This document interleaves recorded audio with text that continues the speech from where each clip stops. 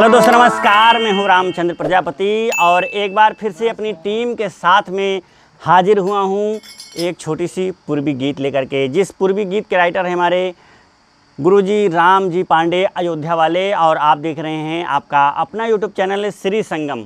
तो दोस्तों आइए इस पूर्वी गीत को सुनते हैं, आनंद लेते हैं और इस चैनल को ढेर सारा प्यार दें, आशीर्वाद दें और इस चैनल को भी अपना सपोर्ट दें, आगे बढ़ाएं। इस पर भी हमारे गीत आते रहेंगे। कैसे?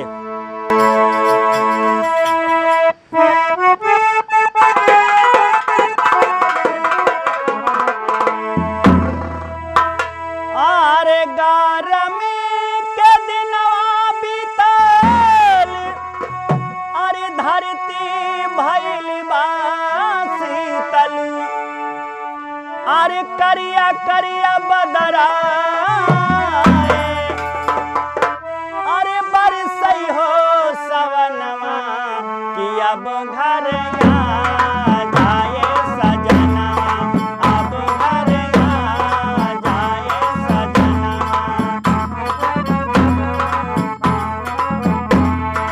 अब घर आ जाए सजना,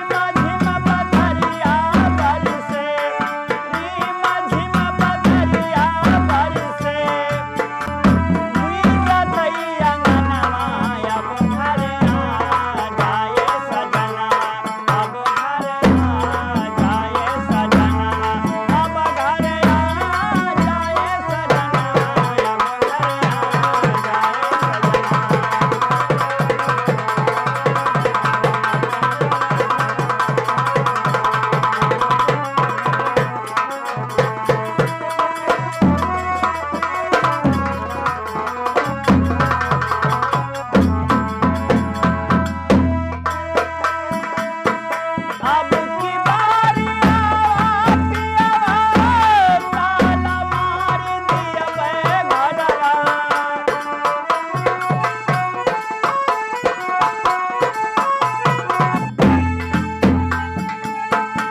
अब की बारी आवा पियावा, ताला मार दिया घरवा। साथे साथे हमहू चलबे, साथे साथे हमहू चलबे, मान मोर कहनवा।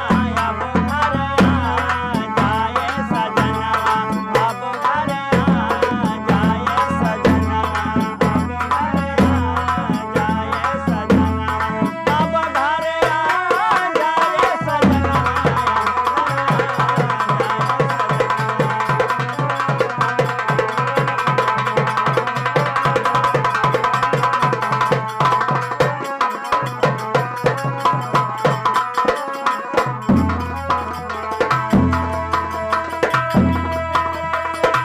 गारमी के दिनवा भीतर धरती भइल बा शीतल, गारमी के दिनवा भीतर धरती भइल बा शीतल।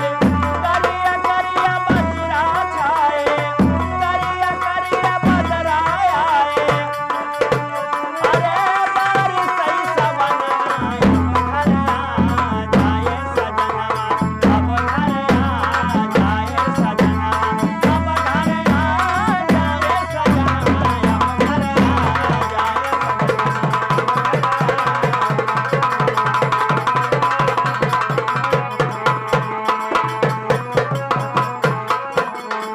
घर आ जाए सजनवा, अब घर आ जाए सजनवा, अब घर आ जाए सजनवा।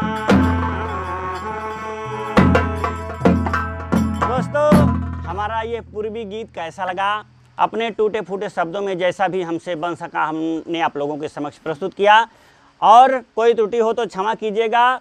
हमसे या हमारे कलाकारों से मिलते हैं किसी दूसरे वीडियो में, तब तक के लिए जय हिंद, जय भारत।